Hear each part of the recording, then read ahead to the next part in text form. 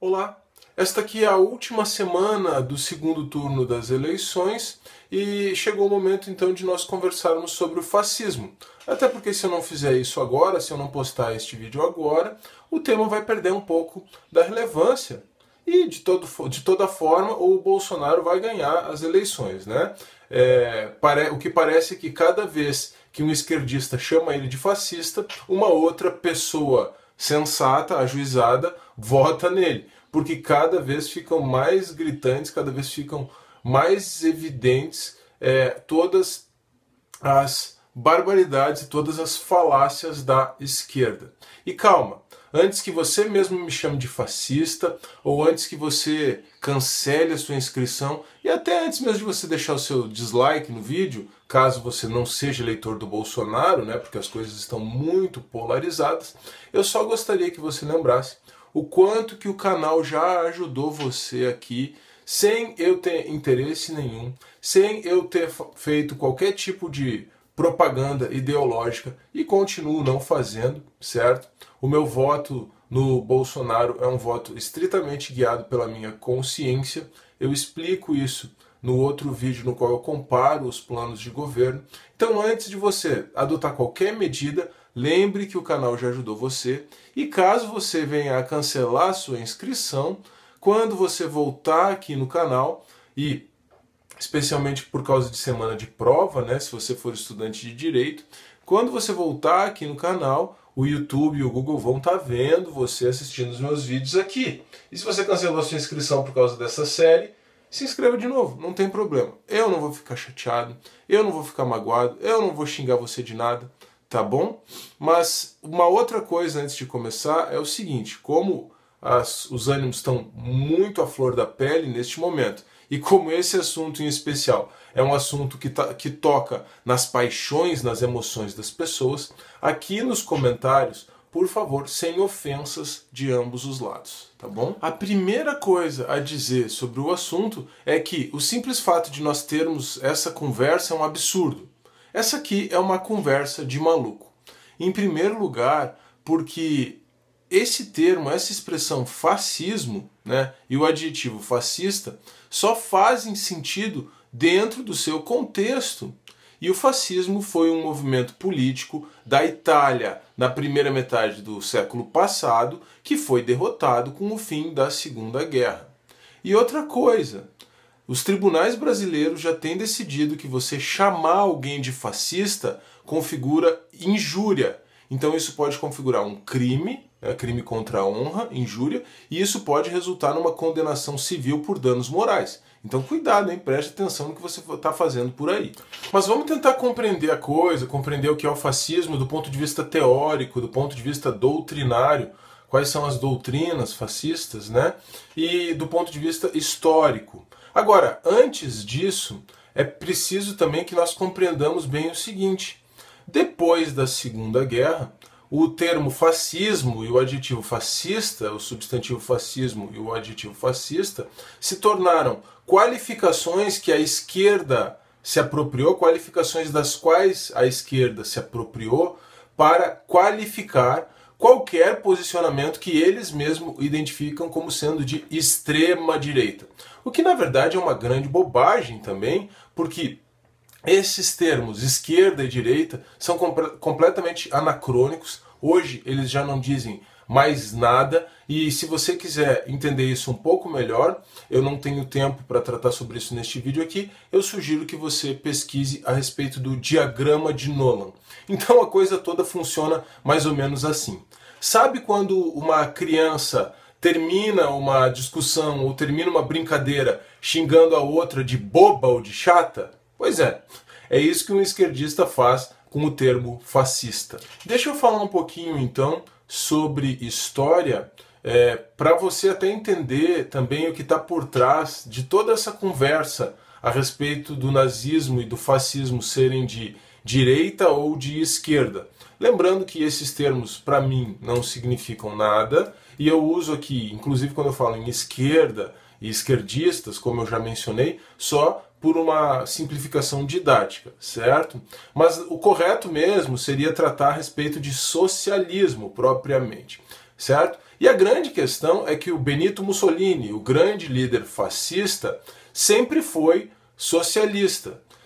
Ele teria abandonado o socialismo para aderir ao fascismo, quando na verdade ele sempre foi socialista, porque socialismo significa intervenção do Estado na economia, simples assim. E uma coisa que o fascismo sempre foi, como nós vamos ver, é intervencionista, certo? Então, essa ligação do Mussolini e, portanto, do Partido Fascista Italiano, dos ideais fascistas italianos, é tão evidente que na história aconteceu o seguinte: o Mussolini foi preso em 1943 pelos aliados e foi liberto pelos nazistas. E quando Mussolini foi liberto, ele fundou numa parte da Itália, numa porção da Itália que não estava ocupada pelos aliados, ele fundou uma república socialista. E fez isso acusando a burguesia italiana, as elites italianas, de serem culpadas pelo fracasso do fascismo. Então o Mussolini era tão socialista que ele, após o fracasso do fascismo, durante a Segunda Guerra, fundou uma república socialista durante um período ali entre 43 e 45 na Itália, antes de perder definitivamente a guerra. Agora vamos falar um pouquinho de teoria mesmo, de filosofia, dos aspectos doutrinários da coisa, e não só de história, embora seja muito importante a gente manter a perspectiva histórica sempre em mente. Por que eu associo, inclusive, o fascismo ao socialismo, ou como essa polêmica toda recente aí, por que você pode associar o fascismo à esquerda? Porque os ideais são muito parecidos, especialmente no aspecto do intervencionismo econômico, na regulação da economia pelo Estado, uma forte regulação da economia pelo Estado. Na verdade, os dois grandes pontos básicos, as duas grandes doutrinas principais do fascismo são o nacionalismo e o coletivismo, a prevalência do coletivo sobre o individual, a prevalência do Estado, então, consequentemente, sobre os indivíduos, e o menosprezo dos indivíduos. Nada contra o Estado, nada fora do Estado e tudo no Estado, dizia Benito Mussolini. Agora, por favor, compare os planos de governo. E eu já fiz isso no outro vídeo, que eu até já mencionei aqui no começo deste. O link para esse vídeo está aqui na descrição. Compare os planos de governo. E se você não quiser confiar apenas na minha palavra, o link para os planos de governo também está aqui na descrição. Qual dos planos de governo se amolda mais, se encaixa mais nesse lema do Mussolini, em que tudo tem que estar no Estado? Tudo depende do Estado e tudo pressupõe a prevalência do Estado sobre os indivíduos. Em qual dos planos de governo você identifica isso? Para mim é muito claro. Você identifica isso no plano de governo do PT. Você não identifica isso no plano de governo do PSL.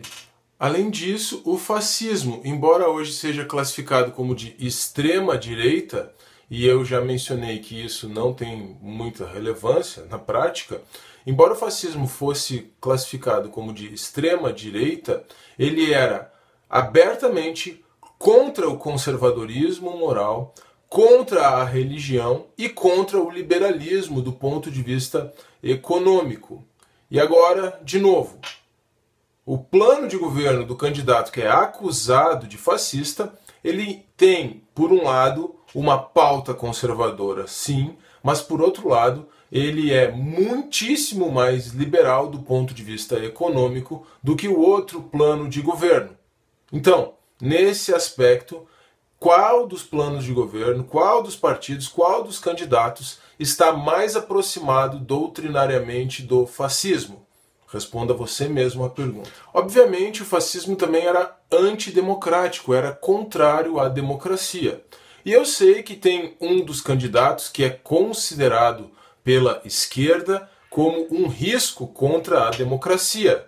Mas o que acontece é que para esse pessoal só é democrático aquilo que esteja de acordo com as suas próprias ideias, A democracia também é um outro problema seríssimo.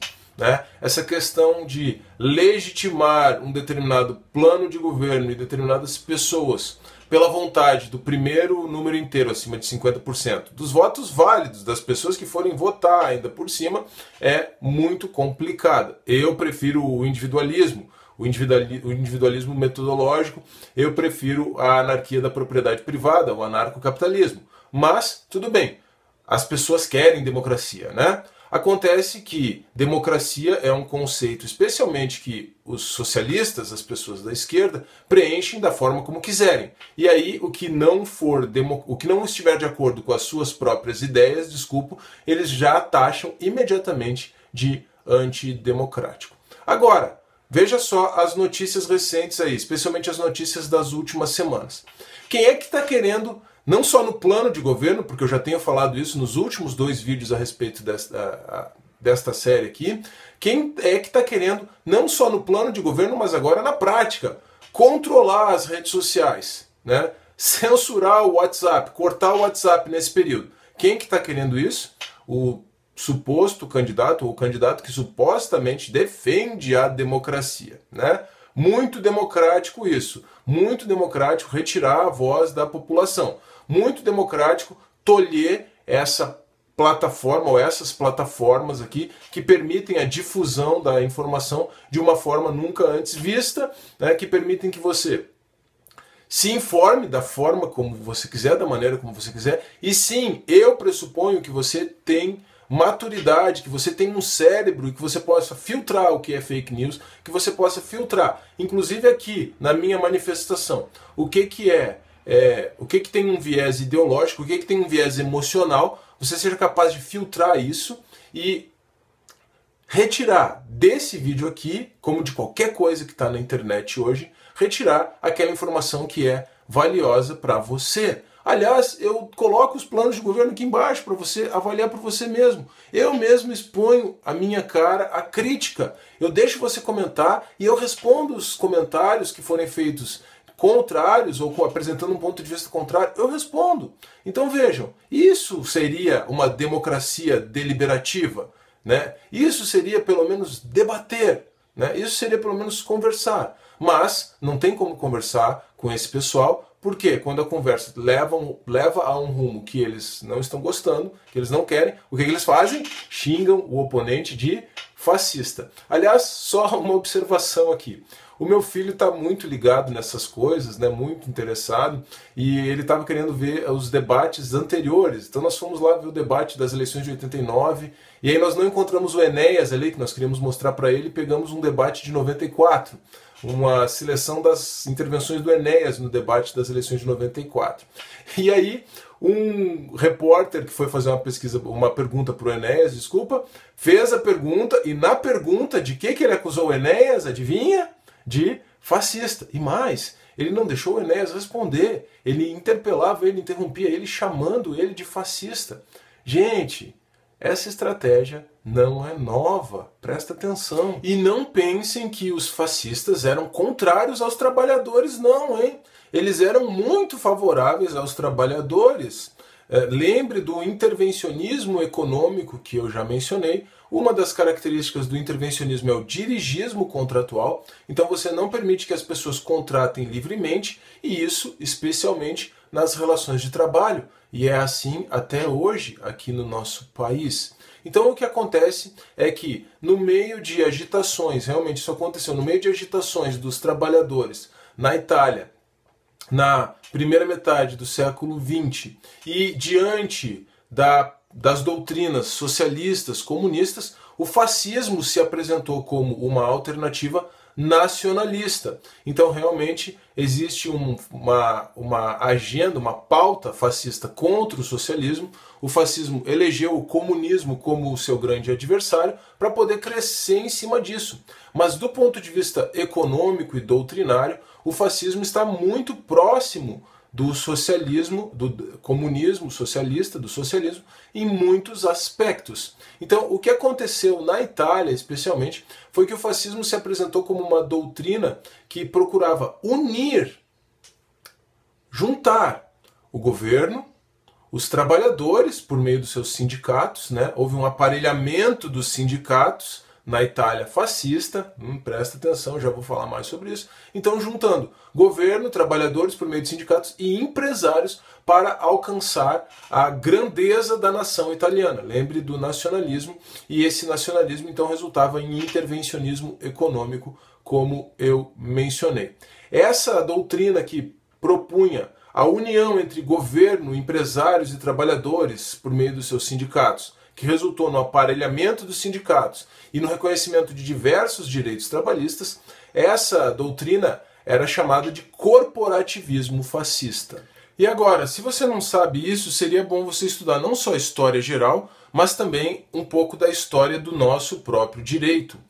Toda a nossa estrutura de direito do trabalho, todo o nosso modelo trabalhista, a nossa CLT e especialmente o nosso direito coletivo do trabalho, o nosso sindicalismo, foi todo importado pelo Getúlio Vargas na década de 40 do modelo fascista italiano.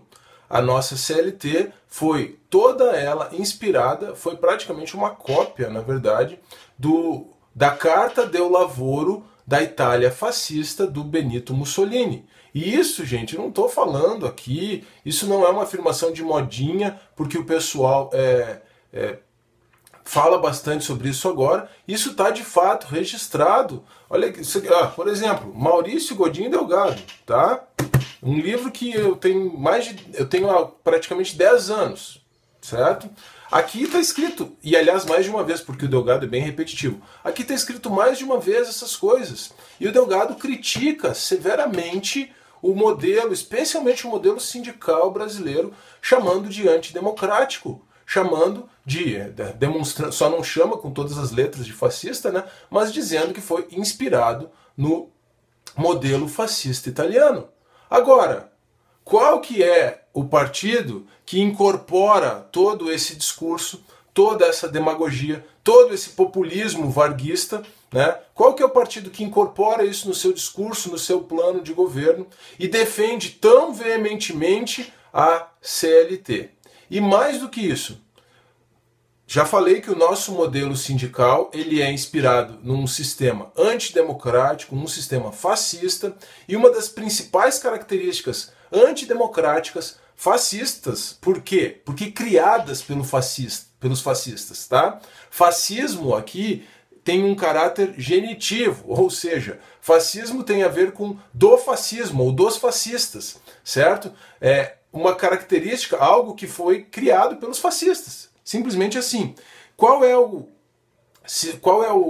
programa, o projeto que defende essa estrutura de origem fascista e, inclusive, um dos principais pontos, era o que eu estava falando aqui, né, desse nosso modelo sindicalista, corporativista, um dos principais pontos era a contribuição sindical obrigatória, o financiamento público dos sindicatos. Gente, isso só caiu ano passado. Isso só caiu ano passado. E qual é o partido que quer ressuscitar, que quer fazer ressurgir a fascista por causa da origem? Isso aqui é um adjetivo de origem apenas, certo? Foi criada pelos fascistas. A fascista contribuição sindical obrigatória, você sabe qual é. Agora, para um pouquinho para pensar, por favor. Nós temos no nosso país um partido que foi construído a partir de um movimento sindical financiado com contribuição sindical obrigatória ao longo da história, ao longo de quase 80 anos. Esse movimento sindical foi financiado com contribuição sindical obrigatória, foi financiado com recursos públicos, o que demonstra o corporativismo fascista italiano. E esse partido surgiu desse movimento sindical inspirado no fascismo, nas doutrinas fascistas. Então, por uma questão de origem, certo? Presta atenção. Eu estou empregando o termo de forma descontextualizada, sim. Ué, mas se um lado pode fazer isso, a gente pode fazer isso aqui. Nós estamos apenas argumentando, estamos apenas usando raciocínio lógico. Se o sindicalismo brasileiro é fascista por conta da origem, tem origens no fascismo italiano, e nós temos um partido que surgiu do movimento sindicalista brasileiro, nós poderíamos concluir que esse partido é... Você termina a frase. Você está entendendo o que acontece? Como eu mencionei no começo, fascista virou um xingamento usado pela esquerda ao seu bel prazer. Quer dizer, o esquerdista usa o xingamento de fascista quando bem entende. Quando entende que algo é antidemocrático, algo contraria os seus valores, taxa logo lá de fascista. Mas quando você estuda história, não só história geral, não só o movimento lá na Itália, mas a própria história do nosso direito, e especialmente o nosso direito sindical e o nosso sindicalismo. Quando você estuda história, quando você estuda filosofia, quando você estuda as coisas do ponto de vista teórico, doutrinário, você vai perceber que dos dois partidos que estão disputando as eleições no segundo turno, existe um deles que é muito mais afinado com o fascismo, no sentido mais amplo, intervencionismo econômico, aparelhamento das estruturas sindicais, um benefício dos trabalhadores, populista e demagógico, uma doutrina de intervencionismo econômico e dirigismo contratual, a prevalência da coletividade sobre o indivíduo, tudo no Estado, tudo dependendo do Estado. Então, se você faz essa análise, uma análise objetiva, a partir de pontos doutrinários, você vai perceber que existe um partido que está muito mais afinado com os ideais fascistas de uma forma geral. E esse partido não é o PSL do candidato Jair Bolsonaro. Aí alguém poderia dizer, mas tem o nacionalismo, que é uma característica do fascismo. E no lema lá do Bolsonaro tem Brasil acima de tudo. Mas no mesmo lema tem Deus acima de todos. E lembre que o fascismo, sim, poderia ser nacionalista, era nacionalista, mas o fascismo era contra a religião e era contra o conservadorismo. Algo que o PSL não é, algo que o Bolsonaro, com todas as suas polêmicas e afirmações polêmicas, também não é. E aqui você precisa entender, embora eu não tenha tempo para aprofundar isso, porque este vídeo já ficou comprido demais, aqui você precisa entender qual é a diferença entre nacionalismo e patriotismo. Nacionalismo é a doutrina de crescimento, de engrandecimento da nação. E a principal característica, a principal coisa que deriva do nacionalismo é o protecionismo econômico. Patriotismo é apenas o orgulho de pertencer a uma determinada nação. Então, assim, é claro que existem aspectos protecionistas no plano de governo do Bolsonaro, mas se você for até por esse lado, se você for até fazer essa análise, existe muito mais protecionismo nacionalista no plano de governo do PT e as suas diversas propostas de estatização ou desprivatização de atividades e apego às estatais, né? Ao passo que o Bolsonaro tem uma agenda de privatizações, mantendo no Estado apenas, ou propondo manter no Estado apenas aquilo que ele chama de estatais estratégicas. Então seria aí que você verificaria de fato, na prática, né, de forma concreta, um resquício de nacionalismo no plano de governo do Bolsonaro, mas o nacionalismo é muito mais claro no apego ao establishment, né, ao estabelecimento, às coisas estabelecidas no Estado, às estatais que você encontra no plano de governo do PT. E aqui é até interessante o seguinte, porque aqui você vê claramente uma contradição nas doutrinas petistas, mas não tem problema nenhum para os petistas, porque essa contradição é algo que decorre da dialética marxista, assunto a respeito do qual eu tratei num vídeo do meu outro canal, do canal Teodidatas, que eu vou deixar também aqui na descrição. Então, por um lado, o próprio patriotismo é algo que é deixado de lado, certo? É algo que é rejeitado quando você tem um programa, uma agenda de construção de um socialismo transnacional, que é uma pauta de qualquer partido socialista, certo? Então isso enfraquece demais os ideais, ou a ideia do patriotismo. Não é à toa que o PT é vermelho, sempre foi, sempre usou a bandeira do partido, e agora que viram que o patriotismo está em voga, né, mudaram até as suas cores. De novo, a dialética marxista. Mas isso, por um lado, então, uma agenda socialista, um programa socialista, especialmente um programa socialista internacional, ele enfraquece bastante o patriotismo. Agora, por outro lado, o intervencionismo econômico e o protecionismo econômico é uma característica muito forte do nacionalismo. E aqui, se você entende um pouco o que é o programa socialista também, aqui a ideia é fortalecer o Estado para entregar o Estado, né, para que o Estado esteja a serviço da classe trabalhadora. Essa é claramente uma doutrina marxista também. Então, apesar de haver essa contradição nas ideias do próprio PT, essa contradição é intencional, porque ela faz parte da própria dialética marxista. Então, apenas o que eu queria reforçar é o seguinte: vamos falar de nacionalismo? Sim, o nacionalismo protecionista está muito mais presente no plano de governo do PT, por causa dessa agenda relativa às estatais, do que no plano de governo do Bolsonaro, que poderia, por causa do seu lema, e de fato já tem sido, por causa do seu lema Brasil acima de tudo, ser acusado de fascista ou até mesmo de nazista. E já vamos falar um pouquinho sobre isso também. Tá, mas e qual é a relação do nazismo com o fascismo e tal? Bom, o nazismo é muito parecido com o fascismo, certo? Na sua essência, as coisas têm uma origem comum. Tem doutrinas muito parecidas. A diferença é que o nazismo ele pega a ideia de nacionalismo e exacerba e deriva para um racismo muito acentuado.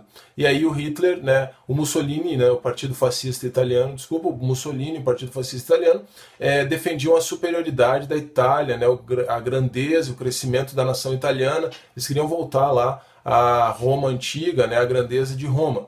O Mussolini, pelo contrário, o Hitler, né, pega essa ideia na Alemanha e extrapola para uma doutrina de superioridade da raça ariana, e com isso ele se torna claramente racista, né? Existe uma doutrina de superioridade racial e de inferioridade das demais raças, mas especialmente voltada contra o povo judeu. E aí você vai dizer, tá vendo, o Bolsonaro é racista, ele é misógino, ele é homofóbico, etc, etc, etc. Aí eu peço para você ter calma e pare para pensar. Coisa que a grande mídia realmente não divulga, não repercute. Por quê? Porque vai contra essa narrativa. O partido do Bolsonaro, o PSL, elegeu as duas mulheres mais votadas na história para deputada federal e deputado estadual. E além disso, elegeu o negro mais votado da história também. E esse negro mais votado da história utiliza o sobrenome do Bolsonaro. Desculpa, eu não consigo imaginar um racista, se de fato a pessoa é racista, que admita que um negro use o seu próprio nome. Isso Gente, racismo é uma coisa que mexe com paixão, com emoção, não é algo racional, a pessoa não usa razão. Então jamais um racista admitiria que um negro utilizasse o seu próprio sobrenome. Mas, como eu mencionei, não se vê notícias sobre a eleição da Janaína Pascoal, a eleição da Joyce Hasselman, a eleição do Hélio Bolsonaro. Isso não repercute na grande mídia. Por quê? Porque isso derruba essa narrativa. Tá, o que sobra? Sobram as frases de efeito, sobram as polêmicas do Bolsonaro. Um país não é governado com frases de efeito, um país não é governado a partir de polêmicas do passado, certo? Um país é governado com um plano de governo, com uma base sólida. E outra coisa, essas mulheres aí já enfiaram o dedo na cara do Bolsonaro e disseram algumas verdades para ele. Se ele fosse de fato misógino, como se diz, ele não teria essas mulheres no seu partido, elas não teriam um papel tão preponderante na própria campanha, na própria plataforma do Bolsonaro, no próprio partido dele, certo? Então, essas acusações não fazem sentido. E mais uma coisa, o nazismo, como eu falei, era contra os judeus. Os principais inimigos dos nazistas, além dos comunistas, claro, né, eram os judeus. O comunismo eu já mencionei, como que o fascismo e, consequentemente, como que o nazismo cresceu colocando o comunismo como seu adversário. O Bolsonaro, gente, é o único candidato aqui em toda essa campanha, desde o primeiro turno, que se manifestou pró-Israel e pró-judeus, favoravelmente aos judeus. Quando que um nazista, de fato, faria isso? De novo, é um xingamento totalmente fora do seu contexto. É uma conversa de maluco isso. Em resumo, se você quiser xingar o Bolsonaro, ou até mesmo a mim, de fascista, de nazista, de taxidermista, de taxista, de maratonista, fique tranquilo, fique à vontade. Só cuidado que isso pode configurar crime contra a honra e pode gerar uma indenização por dano moral, certo? Fique à vontade, não tem problema. Agora, não pense que a etimologia e a semântica, ou seja, a origem da palavra e o significado da palavra, e não pense que a história tampouco vai estar do seu lado. Aliás, uma outra coisa que não funciona como xingamento é mandar alguém estudar história. Vai estudar história! Como xingamento. Não. Se você vai mandar alguém estudar história, então estude de fato a história e veja baseado no que você está fazendo as suas afirmações. Não tem problema, pode me xingar, pode xingar à vontade. Quer dizer, não pode xingar. Aqui nos comentários não, né? Nos comentários eu não vou admitir xingamento de nenhum dos lados, certo? Mas se você quiser esbravejar aí na sua casa, e outra coisa, se um esquerdista está vendo o vídeo até aqui, eu não sei porque ele está fazendo isso, para passar raiva, né? Porque eu já extrapolei muito o tempo aqui e estou mencionando agora. Xingue do que você quiser, mas aí, né? Não venha me xingar na minha frente, até porque se você quiser debater, nós vamos ter que encarar os fatos e os argumentos, certo? É isso que eu quero fazer aqui nesse vídeo, é isso que eu estou me propondo fazer nesta série de vídeos. E para encerrar, nesta semana ainda, eu pretendo postar um vídeo sobre o bolivarianismo. Não se esqueça, por favor, de deixar o seu like nesse vídeo, de compartilhar esse vídeo, de deixar o seu comentário, sempre mantendo aquela perspectiva do respeito mútuo, né? E de se inscrever no canal se você não for inscrito. E se você cancelar sua inscrição, depois, quando você voltar aqui para a semana de provas, se inscreva de novo, certo? Um forte abraço e até a próxima.